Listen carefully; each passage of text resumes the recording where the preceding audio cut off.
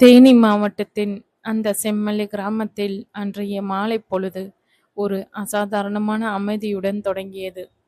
மேற்கு தொடர்ச்சி மலையின் முகடுகளில் மேகங்கள் கருக்கட்டி நின்றன.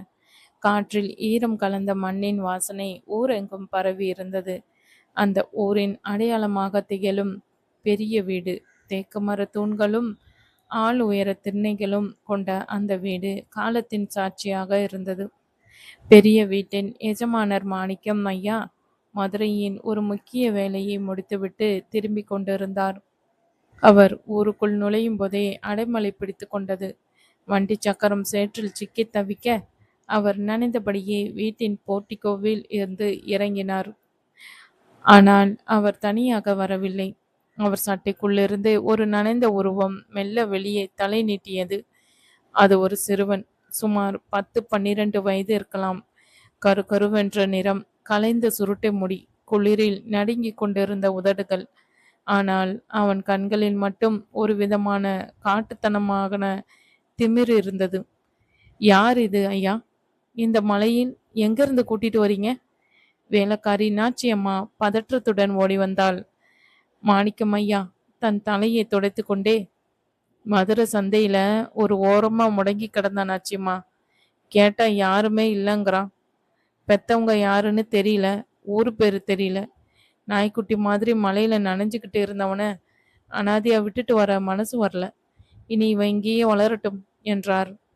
அந்த பையன் யாரையும் நிமிர்ந்து பார்க்கவில்லை. அங்கிருந்த விலையுயர்ந்த பொருட்கள் எதையும் அவன் கண்கள் வியப்புடன் பார்க்கவில்லை. மாறாக தன்னை சுற்றியுள்ள மனிதர்களை ஒரு வேட்டை விலங்கு பார்ப்பதைப் போல பார்த்தான். இவனுக்கு ஒரு பேர் வைக்கணும்ல ஐயா என்றாள் நாச்சியம்மா. கருப்பா இருக்கான், நல்ல திண்ணமா இருக்கான். இவன் பேரு கருப்பன். இன்னையிலிருந்து பெரிய வீட்டு கருப்பன்னு சொல்லுவாங்க என்று பெயரிட்டார் மாணிக்கம். அப்பொழுதுதான் வீட்டின் உள்பக்கத்திலிருந்து ஒரு கொலுசின் சத்தம் கேட்டது. 10 வயது சிறுமி கயல்விழி ஒரு கையில் பித்தளை தட்டோடு அங்கே வந்தாள். அவள் அந்த வீட்டின் செல்ல மகள். அவளது வருகை அந்த இருண்ட திண்ணையில் ஒரு ஒளியை பாய்ச்சியது போல இருந்தது.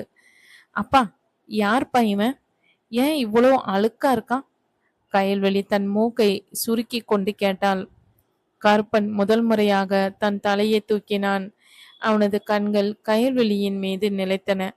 அவன் வாழ்வில் அவன் பார்த்த முதல் பேரழகு அவள். பட்டு பாவாடையும் தலையில் மல்லிகை பூவும் அந்த சின்னஞ்சிறு வயதிலும் அவளிடம் இருந்த ஒரு அதிகாரம் அவனை பிரமிக்க வைத்தது. கயல்விழி அவன் அருகே வந்தாள். ஏய், பேச மாட்டியா? ஊமையா நீ என்று கேட்டாள். கருப்பன் பதில் சொல்லவில்லை. கயல்விழி திடீரென்று அவன் கையை பிடித்தாள்.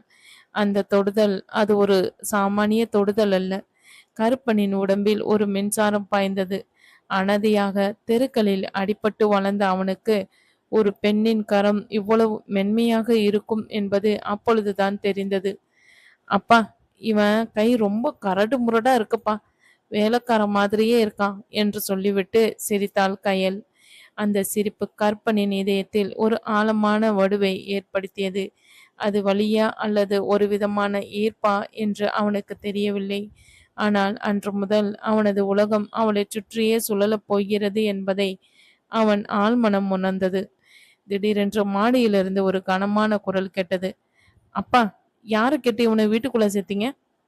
அது கயல்வெளியின் அண்ணன் முத்துப்பாண்டி. 15 வயதிலேயே ஒரு நிலச்சுவராந்தராக தன்னை நினைத்து கொள்ளும் அகங்காரம் அவன் குரலில் இருந்தது. அவன் மெல்ல படிகளில் இறங்கி வந்து கருப்பனை ஏளனமாக பார்த்தான். இவன் ஒரு அனாத பையன், இவனை போய் வீட்டுக்குள்ள விடுறீங்க?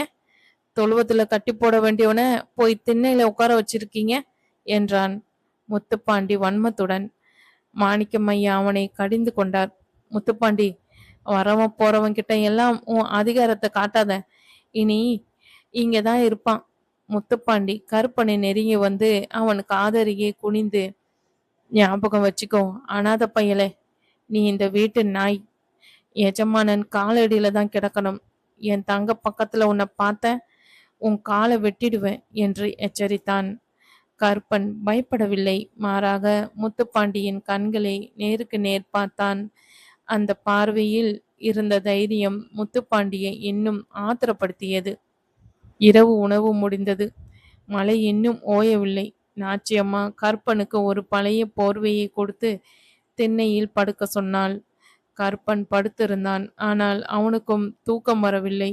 அந்த பெரிய வீட்டின் ஜன்னல்கள் வழியாக தெரிந்த வெளிச்சத்தையும் உள்ளே கெட்ட கயல்வெளியின் கொலுசு சத்தத்தையும் அவன் கவனித்து கொண்டிருந்தான்.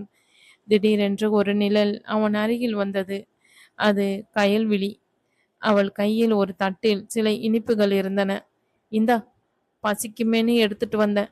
எங்க அண்ணன் சொன்னதை மனசுல வச்சுக்காத. அவன் எப்பவும் இப்படித்தான். அப்புறம் என் பேர் கயல்விழி, உனக்கு தெரியும் தானே என்று மெல்லிய குரலில் கேட்டாள். கற்பன் அந்த இனிப்பை வாங்கி கொண்டு, தெரியும், கயல்னா மீன்னு அர்த்தம். உன் கண்ணு மீன் மாதிரியே இருக்கு என்றான். இருட்டில் கயல்விழியின் முகம் சிவந்தது. அவனுக்கு தெரியவில்லை. ஆனால் அவள் ஒரு நிமிடம் மௌனமாக நின்றாள்.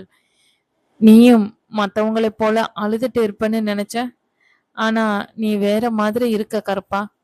நாளைக்கு உனக்கு நம்ம மலையை சுட்டி காட்டுறேன் என்று சொல்லிவிட்டு ஓடிவிட்டாள். கருப்பன் அந்த இனிப்பை வாயில் போட்டான். அது அவனது வாழ்வின் முதல் இனிமையான கணம். வெளியே இடியும் மின்னலுமாக இருந்தாலும் அந்த அனாதை சிறுவனின் மனதிற்குள் ஒரு அமைதி குடிக்கொண்டது. தான் ஒரு அடிமையாக வாழ்ந்திருந்தாலும் அந்த வீட்டின் ராணியின் மனதில் ஒரு இடத்தை பிடித்து விடலாம் என்ற நம்பிக்கை அவனுக்குள் துளிர்விட்டது. மழை ஓய்ந்திருந்த அந்த அதிகாலை பொழுது செம்மலையை ஒரு புது மணப்பெண்ணை போல காட்டியது. மலைச்சரிவுகளில் இருந்து வழிந்தோடிய நீரோடைகளின் சத்தம் ஊர் முழுக்க ஒரு சங்கீதத்தை எழுப்பிக் கொண்டிருந்தது. பெரிய வீட்டின் புலக்கடையில் இருந்த கிணற்றடியில் கருப்பன் ஒரு பழைய வேட்டியை மடித்து கட்டிக்கொண்டு தண்ணீரை இறைத்து கொண்டிருந்தான். அவனது உடல்வாகு அந்த சிறிய வயதிலேயே ஒரு கட்டுக்கோப்பான வாலிபனுக்காக அறிகுறியை காட்டியது. அவன் முகத்தில் வழிந்த வேர்வையை துடைக்கும் போது பின்னால் ஒரு மெல்லிய சிரிப்பொலி கேட்டது. திரும்பி பார்த்தாள். கயல்விழி. அவளது கையில் ஒரு சிறிய மூங்கில் கூட இருந்தது. ஏ கருப்பா, இன்னும் எத்தனை நேரம்தான் இங்கேயே இருப்ப? அப்பா இன்னைக்கு ஊர் பஞ்சாயத்துக்கு போயிருக்காரு. அண்ணன் முத்துப்பாண்டி குதிரை சவாரிக்கு போயிட்டான். வா, உனக்கு ஒரு இடம் காட்டுறேன் என்று சொல்லிவிட்டு அவள் பதிலுக்கு கூட காத்திராமல் தோட்டத்து பக்கம் ஓடினாள். கருப்பன் தயங்கினான். மாணிக்கம் ஐயா அவனுக்கு சில வேலைகளை இட்டு இருந்தார். ஆனால் கயல்விழியின் கட்டளை அவனுக்கு தேவ வாக்கு. கையில் இருந்த வாளியை கீழே போட்டுவிட்டு அவளை பின்தொடர்ந்தான். அவர்கள் தோட்டத்தை தாண்டி ஒரு எல்லையில் இருந்த அடர்ந்த காட்டை நோக்கி நடந்தார்கள்.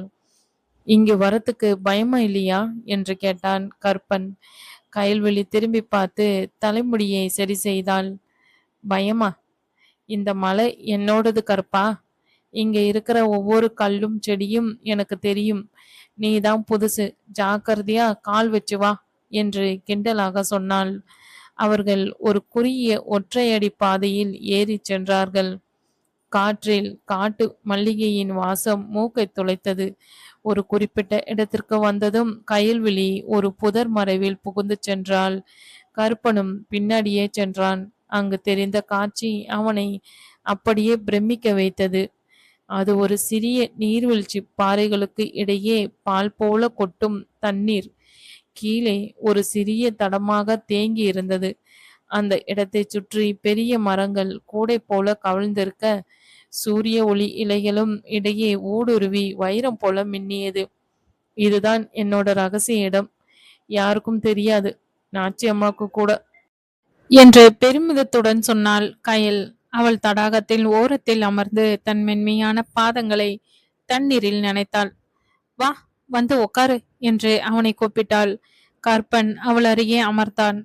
அவன் கண்களில் அந்த இடத்தில் அழகு தெரியவில்லை. அந்த அழகை ரசித்துக் கொண்டிருந்த கயல்வெளியின் முகம்தான் தெரிந்தது. ஏன் எப்பவும் என்னையே பார்க்கற என்று திடீரென்று கேட்டாள் கயல். கற்பன் சற்று தடுமாறி, இல்ல, நீங்க பெரிய வீட்டு பொண்ணு, உங்ககிட்ட இப்படி உட்கார்ந்து பேசுறது எனக்கே ஒரு மாதிரி இருக்கு என்றான். கயல்விழி அவன் பக்கம் திரும்பி அவன் கையை தொட்டாள். பெரிய வீடு சின்ன வீடு எல்லாம் எனக்கு தெரியாது கற்பா. இந்த உலகத்துல எல்லோரும் என்ன ஒரு பொம்மை மாதிரி தான் பாக்குறாங்க. ஆனா நீ மட்டும்தான் நான் கோவப்பட்டாலும் சிரிச்சாலும் அதை உண்மையா கவனிக்கிற. உன்கிட்ட பேசும்போதே எனக்கு எந்த பயமும் இல்ல என்றாள் மிக மென்மையாக. அந்த கணம் அங்கு நிலவிய அமைதி மிகவும் ஆழமானது. காட்டின் சத்தங்களைத் தவிர வேறு எதுவும் கேட்கவில்லை. கருப்பன் மெதுவாக தரையிலிருந்த ஒரு காட்டுப்பூவை பறித்து அவளிடம் நீட்டினான். இது உனக்கு என்றான். அவன் குரலில் ஒரு நடுக்கம் இருந்தது. கைல்விழி அதை வாங்கி கூந்தலில் சூடிக்கொண்டாள். நல்லா இருக்கா என்று கேட்டாள். ரொம்போ என்று அவன் இழுக்க, இருவரும் இடையே ஒரு புரிதல் ஏற்பட்டது. அது வெறும் நட்பு அல்ல, அதையும் தாண்டிய ஏதோ ஒன்று என்பது அந்த சின்ன வயதிலேயே அவர்களுக்கு புரிய தொடங்கியது. திடீரென்று புதற்குள்கிடையே ஒரு சலசலப்பு கேட்டது. கற்பன் சட்டென்று எழுந்து கைல்வெளியை தன் பின்னால் இழுத்து கொண்டான். வேட்டை நாய் போல அவன் கண்கள் கூர்மையடைந்தன. யாரது என்று கத்தினான் கருப்பன். அவர்கள் வெளியே வந்ததும் முத்துப்பாண்டி அவன் கையில் ஒரு சிறிய வேட்டை துப்பாக்கி இருந்தது. அவன் முகம் ஆத்திரத்தில் சிவந்திருந்தது. கையலு, இங்க என்ன பண்ற? இந்த தெருநாய் கூட உனக்கு என்ன பேச்சு என்று கத்தினான் முத்துப்பாண்டி. கயல்விழி பயப்படாமல் முன்னால் வந்தாள். அண்ணா, நான் தான் இவரை கூட்டிட்டு வந்தேன். இதுல என்ன தப்பு? முத்துப்பாண்டி கற்பனை நெருங்கினான். அவன் துப்பாக்கியின் முனையை கற்பனின் மார்பில் வைத்தான். நீ ரொம்ப ஆடுற கற்பா. எங்க அப்பா உனக்கு சோறு போட்டது தப்பா போச்சு. என் தங்கம் மேல உன் நிழல் பட்டால் கூட உன்னை உயிரோட புதைச்சிடுவேன். இனி இவளை சுத்தி உன்னை பார்த்த உன் கதை முடிஞ்சது என்று பற்களை கடித்தான். கற்பன் பின்வாங்கவில்லை. அவன், ஐயா, நான் இங்க வேலைக்காரனா தான் இருக்கேன். ஆனா உங்க தங்க என் நண்பன். அவங்க கூப்பிட்டா நான் வருவேன் என்று உறுதியாக. முத்துப்பாண்டி ஆத்திரத்தில் கற்பனை ஓங்கி ஒரு மிதி மிதித்தான். கற்பன் தடாகத்திற்குள் விழுந்தான். அண்ணா, நிறுத்து என்று கயல்வெளி கத்தினாள். வாடி வீட்டுக்கு என்று கயல்வெளியின் கையை பிடித்து இழுத்துச் சென்றான் முத்துப்பாண்டி. கற்பன் தண்ணீருக்குள் இருந்து மெல்ல எழுந்தான். அவன் உடலில் வலி இருந்தது. ஆனால் அவன் மனதில் ஒரு வன்மம் பிறந்தது. அந்த தடாகத்தில் தெரிந்த தன் பிம்பத்தை பார்த்தான். அவன் ஒரு அனாதை அல்ல, ஒரு அடிமை அல்ல, கயல்விழியின் அன்பை பெற்றவன் என்ற திமிர் அவன் இதயத்தில் ஊறியது. அந்த சம்பவம் கற்பனுக்கும் முத்துப்பாண்டிக்கும் இடையிலான பகை தீவிரப்படுத்தியது. ஆனால் அதே சமயம் கயல்விழிக்கும் கற்பனுக்கும் இடையிலான பிணைப்பை அது இன்னும் பலப்படுத்தியது. அவர்கள் ரகசியமாக சந்திப்பதும் ஒருவருக்காக ஒருவர் ஏங்குவதும் என்று. அன்று இரவு கற்பன் திண்ணையில் படுத்திருக்கும் போது ஜன்னல் வழியாக ஒரு சிறிய காகித பந்து அவன் அருகில் விழுந்தது. அதை பிரித்து பார்த்தான். அதில் கைல்வெளி எழுதியிருந்தாள். நாளைக்கு அதே இடத்திற்கு வந்துடு, நான் வருவேன். வருடங்கள் உருண்டோடின. செம்மலையின் காற்றில் பல மாற்றங்கள் வந்தன. ஆனால் கற்பனுக்கும் கைல்வெளிக்கும் இடையிலான அந்த தீவிரம் மட்டும் குறையவே இல்லை. இப்பொழுது கற்பனுக்கு 20 வயது. மலையைப் போலவே திண்ணமான உடல், அகன்ற மார்பு, அடர்ந்த தாடி என ஒரு முழுமையான ஆணாக வளர்ந்திருந்தான். அவன் மாணிக்கம் ஐயாவின் நன்மைக்குரிய ஆளாக மாறியிருந்தான். நிலப்புலன்களை பார்ப்பது, கணக்கு வழக்குகளை கவனிப்பது என பெரிய வீட்டின் தூணாக நின்றான். ஆனால் முத்துப்பாண்டிக்கு அவன் இன்னும் ஒரு வேட்டை நாய்தான். கயல்விழி இப்பொழுது அவள் ஒரு பேரழகி. அவளது சிரிப்பு ஊருக்கே வெளிச்சம் தருவது போல இருக்கும். அவளது திருமண பேச்சுக்கள் இப்பொழுது ஊருக்குள் அடிபடத் தொடங்கின. ஒரு நாள் மாலை ஊர் திருவிழாக்கான ஏற்பாடுகள் நடந்து கொண்டிருந்தன. பெரிய வீடே பரபரப்பாக இருந்தது. கற்பன் ஒரு மூலையில் மாட்டு வண்டியில் வைக்கோலை ஏற்றி கொண்டிருந்தான். அப்பொழுது பட்டுப்புடவையில் தேவதை போல அங்கே வந்தாள் கயல்விழி. கற்பா, வண்டி தயாரா? ஊருக்குள்ள போகணும் என்றாள். அவளை பார்த்த கற்பன் அப்படியே சிலையாக நின்றான். அவன் கண்களில் இருந்த காதல் அவளை ஊடுருவியது. என்ன அப்படி பாக்குற? புடவை நல்லா இருக்கா என்று கேட்டாள் கயல். புடவை இல்ல, நீதான் அழகா இருக்க கையலு. ஆனா எனக்கு ஒரு பயம் இருக்கு என்றான் கற்பன் குரல் தாழ்த்தி. என்ன பயம்? உனக்கு கல்யாணம் பேசிக்கிட்டு இருக்காங்களாமே. பக்கத்து ஊர் பண்ணையார் மகன் இளங்கோவ உனக்கு முடிக்க போறதா நாச்சி அம்மா சொன்னா என்று சொல்லும்போது கற்பனின் குரல் கம்மியது. கயல்விழியின் முகம் சட்டென்று வாடியது. அப்பா, அதை பத்தி பேசினார்தான். ஆனா என் மனசுல என்ன இருக்குன்னு யாருக்கும் தெரியாது கற்பா. இந்த உலகமே எதிர்த்தாலும் நான் உன்னோடதுதான் என்று சொல்லிவிட்டு அவள் நகர்ந்தாள். அன்று இரவு திருவிழா கூட்டத்தில் கற்பனும் கயல்விழியும் ரகசியமாக சந்தித்தனர். வண்ண விளக்குகளில் ஒளியில் மேல சத்தங்களுக்கு இடையே அவர்கள் ஒருவரை ஒருவர் பார்த்து கொண்ட அந்த பார்வையில் 1000 கதைகள் இருந்தன. ஆனால் கூட்டத்தின் ஒரு ஓரத்தில் இருந்து அவர்களை ஒரு ஜோடி கண்கள் கூர்மையாக கவனித்துக் கொண்டிருந்தன. அது முத்துப்பாண்டி அல்ல, அது அந்த புதிய வரவான இளங்கோவன். அவன் கயல்விழியின் அழகில் மயங்கியிருந்தான். அதே சமயம் அவள் அருகே நின்ற கற்பனின் நெருக்கத்தைக் கண்டு அவன் உள்ளம் பொறாமையில் வெந்தது. ஊரில் திருவிழாவின் கொண்டாட்டங்கள் ஊரை உலுக்கிக் கொண்டிருந்தன. செம்மலையின் மாரியம்மன் கோவில் திடல் முழுவதும் வண்ண விளக்குகளாலும் வாழை மரங்களாலும் அலங்கரிக்கப்பட்டு இருந்தது. நாதஸ்வர சத்தமும் தவில் ஓசையும் மலையெங்கும் எதிரொலித்தன. ஊர் மக்கள் அனைவரும் புத்தாடை உடுத்தி உற்சாகமாக உலா வந்து கொண்டிருந்தனர். ஆனால் அந்த பெரும் கூட்டத்திற்கு நடுவே கருப்பனின் கண்கள் மட்டும் ஒரு தேடலில் இருந்தன. அவன் ஒரு ஓரமாக நின்று கொண்டு கூட்டத்தை கவனித்துக் கொண்டிருந்தான். அவனது கையில் ஒரு சிறிய மல்லி சரமும் இருந்தது. அதை யாருக்காகவோ அவன் ஒளித்து வைத்திருந்தான். அப்பொழுது கூட்டத்தை பிளந்து கொண்டு முத்துப்பாண்டி அவன் பின்னால் ஒரு புதிய இளைஞனும் வருவதைக் கண்டான். அந்த இளைஞன் இளங்கோவன். வெள்ளைப்பட்டு வேட்டி சட்டை, பளபளப்பு, கையில் தங்க கடிகாரம் என அவன் ஒரு நகரத்து இளவரசனைப் போல தெரிந்தான்.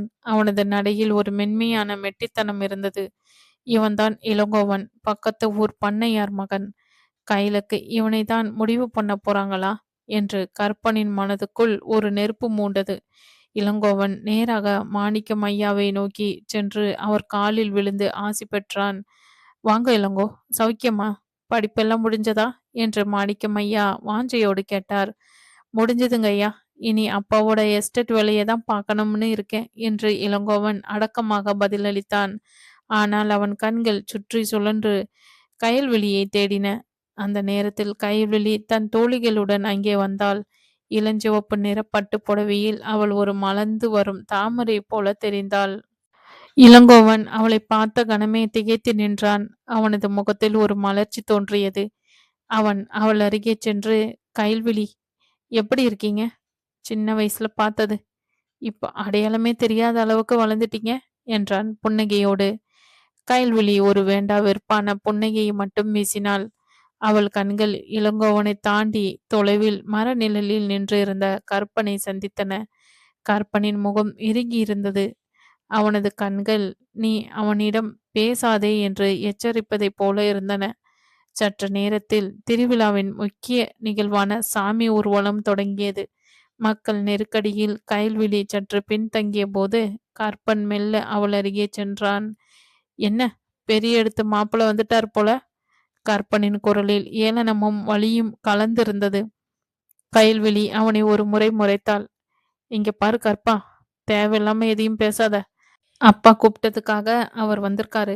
எனக்கும் அவருக்கும் எந்த சம்பந்தமும் இல்லை என்றாள் ரகசியமான குரலில். அவருக்கு சம்பந்தம் இருக்கலாம் கையிலே. அவன் உன்னை பார்க்குற பார்வையே எனக்கு புரியுது. அவன் ஒரு பட்டணத்து நாகரிகம் தெரிஞ்சவன். நான் இந்த மலைக்காட்டுல அலையிற ஒரு அனாதை. உனக்கு அவன்தான் சரியா இருப்பானோன்னு தோணுது என்றான் கற்பன். கயல்விழி சட்டென்று அவன் சட்டையை பிடித்து இழுத்து கூட்டத்திற்கு ஒதுக்குப்புறமாக இருந்த ஒரு பெரிய ஆலமரத்தின் பின்னால் கொண்டு சென்றாள். மறுபடியும் அனாதைன்னு சொன்ன உன் வாயை உடைச்சிருவேன். உனக்கு என் மேல நம்பிக்கை இல்லையா? இந்த இளங்கோவன் இல்ல, அந்த தேவேந்திரனே வந்தாலும் என் மனசுல நீ மட்டும்தான் இருக்க. இந்தா இத பிடி என்று சொல்லி தன் இடுப்பில் சொருகி இருந்த ஒரு சிறிய கத்தி உரையை அவனிடம் கொடுத்தாள். இது எங்க தாத்தா காலத்து கத்தி. இதை உன்கிட்ட கொடுக்குறேன். இது என் உயிருக்கு சமம். இதை நீ வச்சிருக்கிற வரைக்கும் நான் உன்னோடது தான். கற்பன் அந்த கத்தியை வாங்கி கொண்டான். அதன் பிடியில் இருந்த வேலைப்பாடுகளை விட அவளது கரம் அவன் கையில் தந்த அந்த உறுதி அவனுக்கு பெரிய பலத்தை கொடுத்தது. அவன் தன் கையில் இருந்த மல்லிகை சரத்தை அவள் கையில் திணித்தான். சூடிக்கோ, யாருக்கும் தெரியாம என்றான். இருவரும் ஒருவரை ஒருவர் பார்த்து கொண்டிருந்த அந்த நிமிடம் ஒரு மின்னல் வெட்டு போல முத்துப்பாண்டியின் குரல் கேட்டது. கயலு, எங்க இருக்க? இருவரும் திடுக்கிட்டு விலகினார்கள். கயல்விழி அவசரமாக தன் ஆடையை சரி செய்து கொண்டு வெளியே ஓடினாள். கற்பன் மரத்திற்கு பின்னால் மறைத்து கொண்டான். முத்துப்பாண்டி அங்க வந்தான். அவன் கையில் ஒரு வேல் கம்பு இருந்தது. யார்கிட்ட பேசிக்கிட்டு இருந்த? அந்த அனாத பையன் இங்க வந்தானா என்று அவன் கண்கள் அனலை கக்கின. இல்லண்ணா, தனியா தான் இருந்தேன் என்று கயல்விழி பொய் சொன்னாள். பொய் சொல்லாத, அவன் வாசம் இங்க அடிக்குது. கயலு, ஒன்று மட்டும் தெரிஞ்சுக்கோ, இளங்கோவன் நம்ம அந்தஸ்துக்கு ஏத்த மாப்பிள. அவரோட திருமண பேச்சு முடிச்சிருச்சு. இதுக்கப்புறமும் அந்த பையல சுத்தி நீ இருந்தேனா அவன் உயிரோட இருக்க மாட்டான் என்று எச்சரித்து அவளை அழைத்துச் சென்றான். மறைந்திருந்து இதை கேட்டுக்கொண்டிருந்த கற்பனின் கைகள் கத்தியின் பிடியை இறுக்கின. அவனுக்கு தெரியும், இனி போராட்டம் என்பது வெறும் வார்த்தைகளால் அல்ல, இரத்தத்தினால் தான் இருக்கும் என்று. திருவிழா முடிந்த நள்ளிரவு ஆனது. ஊரே உறங்கிய பிறகும் கருப்பன் திண்ணையில் அமர்ந்து அந்த மலை முகடுகளை பார்த்து கொண்டிருந்தான். இளங்கோவனின் வருகை அவனுக்குள் ஒரு தாழ்வு மனப்பான்மையை விதைத்திருந்தாலும், கயல்விழி கொடுத்த அந்த கத்தி அவனுக்கு ஒரு புதிய அதிகாரத்தை தந்தது. அதே நேரம் பெரிய வீட்டின் மாடியில் கயல்விழி தன் ஜன்னல் வழியாக நிலவை பார்த்து கொண்டிருந்தாள். அவள் கையில் கருப்பன் கொடுத்த மல்லிச்சரம் இருந்தது. அதன் வாசம் அவளை உறங்க விடாமல் செய்தது. இளங்கோவனின் வசதிகளும் அழகும் அவளை ஒருபோதும் கவரவில்லை. ஆனால் தன் தந்தையின் கௌரவத்திற்கு தன் இதயத்தின் காதலுக்கும் இடையே தான் நசுக்கப்படுவதை அவள் உணரத் தொடங்கினாள். மறுநாள் காலை இளங்கோவன் பெரிய வீட்டிற்கு மீண்டும் வந்தான். இம்முறை அவன் வெறும் கையோடு வரவில்லை. கயல்விழிக்கு விலை உயர்ந்த வைரத்தோடு ஒன்றை கொண்டு வந்திருந்தான். மாணிக்கம் ஐயா, அதை வாங்கி கையில, இங்க வாமா, மாப்பிள்ளை உனக்கு என்ன கொண்டு வந்திருக்காரு பாரு என்று அழைத்தார். கருப்பன் அப்பொழுதுதான் வாசலில் இருந்து உள்ளே வந்தான். அவன் கையில் வேலையில் ஏற்பட்ட சிறு கீறல்கள் இருந்தன. அவன் அந்த வைரத்தோட்டை பார்த்தான். பிறகு தன் கைகளை பார்த்தான். அவனிடம் அவளுக்கு கொடுக்க ஒரு வைரமும் இல்லை, வைரத்தோடும் இல்லை. அவனிடம் இருந்தது அவளது நினைவுகளும் அவள் கொடுத்த அந்த பழைய கத்தியும் தான். கயல்விழி அந்த தோட்டை பார்த்தாள். பிறகு வாசலில் நின்ற கற்பனை பார்த்தாள். அவள் கண்கள் கலங்கின. அந்த வைரம் அவளுக்கு ஒரு விலங்காக தெரிந்தது. அப்பா, எனக்கு இதெல்லாம் வேண்டாம் என்று அவள் சொல்ல முயன்றாள். ஆனால் முத்துப்பாண்டி குறுக்கிட்டு, என்ன வேண்டாம்? இது உன் மாப்பிள்ள ஆசையா வாங்கிட்டு வந்தது, போட்டுக்கோ என்று அதிகாரமாக சொன்னான். கருப்பன் மெல்ல திரும்பி வெளியே நடந்தான். அந்த வைரத்தின் ஒளி அவனது காதலை குருடாக்கி விடுமோ என்ற பயம் அவனுக்குள் முதல் முறையாக தோன்றியது. அவன் மலைப்பாதை வழியாக காட்டுக்குள் ஓடினான். அங்கே ஒரு பாறையின் மீது அமர்ந்து கத்தினான். அந்த கதறல் மலையெங்கும் எதிரொலித்தது. ஆனால் கயல்விழியின் காதுகளுக்கு அது கேட்கவே இல்லை. அங்குதான் அவன் ஒரு முடிவுக்கு வந்தான்.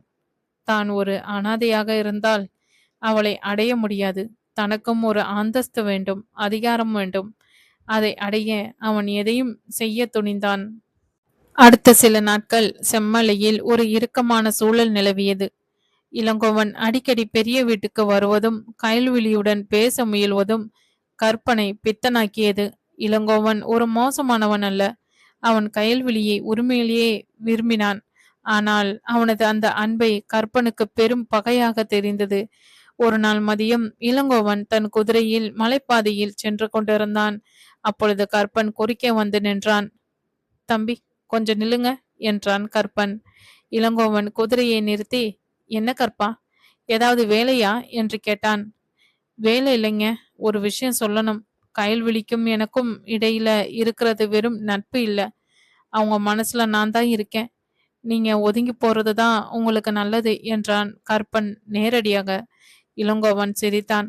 கற்பா, நீ ஒரு நல்ல வேலைக்காரன், அவ்வளவுதான். கயல்விழி ஒரு வசதியான வீட்டு பொண்ணு. அவளுக்கு தேவை ஒரு கௌரவமான வாழ்க்கை. அதை உன்னால கொடுக்க முடியாது. அவளுக்கு எது நல்லது எனக்கு தெரியும். நீ உன் வேலையை பாரு என்று சொல்லிவிட்டு குதிரையை தட்டி சென்றான். கற்பனின் முகத்தில் வன்மம் படர்ந்தது. அவனது கௌரவம் சீண்டப்பட்டது. அன்று மாலை அவன் கயல்விழியை சந்திக்க ரகசிய இடத்திற்கு வந்தான். கயல்விழி அழுது கொண்டிருந்தாள். கற்பா, அப்பா திருமண தேதியை முடிவு பண்ண போறாராம். என்ன? நான் என்ன பண்றதுன்னே தெரியல. நம்ம 2 பேரும் இந்த ஊரை விட்டு ஓடி போயிடலாமா என்று கேட்டாள். கற்பன் அவளை தன் மார்போடு அணைத்து கொண்டான். ஓடி போறது கோழைத்தனம் கையிலு. நான் உன்னை இந்த ஊர் மதிக்கிற மாதிரி கல்யாணம் பண்ணிக்கணும். ஆனா இப்போ என்கிட்ட எதுவுமே இல்லை. நான் போறேன். போயிட்டு ஒரு பெரிய மனுஷனா திரும்பி வருவேன். அது வரைக்கும் எனக்காக காத்திருப்பியா? கயல்விழி அவன் முகத்தை பார்த்தாள். எத்தனை வருஷம் ஆனாலும் சரி, என் உயிர் உனக்காக தான் இருக்கும். ஆனா சீக்கிரம் வந்துடு.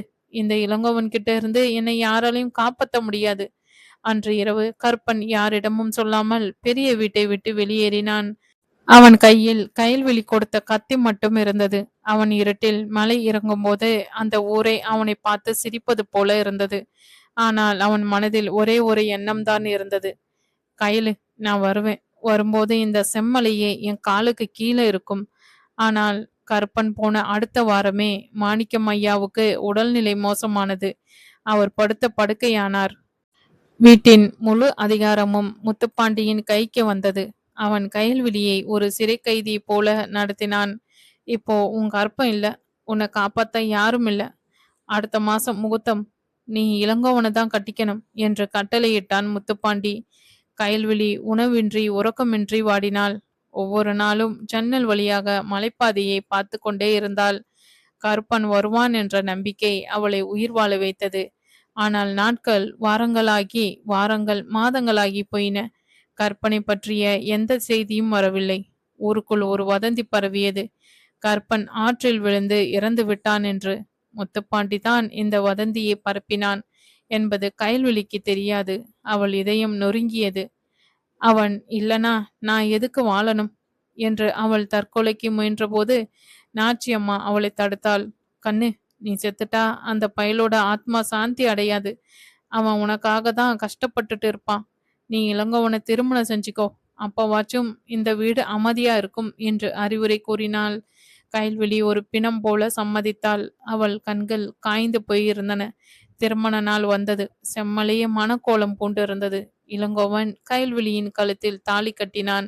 மேல சத்தங்களுக்கு இடையே கயல்விழியின் அழுகுரல் யாருக்கும் கேட்கவில்லை. அவள் கழுத்தில் தாலி ஏறிய அந்த நொடியில் எங்கோ ஒரு தூரத்து ஊரில் கருப்பன் ஒரு பெரும் போரில் வெற்றி பெற்று தன் முதல் சொத்தை சம்பாதித்து கொண்டிருந்தான். அவனுக்கும் தெரியாது அவனது உலகம் ஏற்கனவே வேறொருவனுக்கு சொந்தமாகி விட்டது என்று.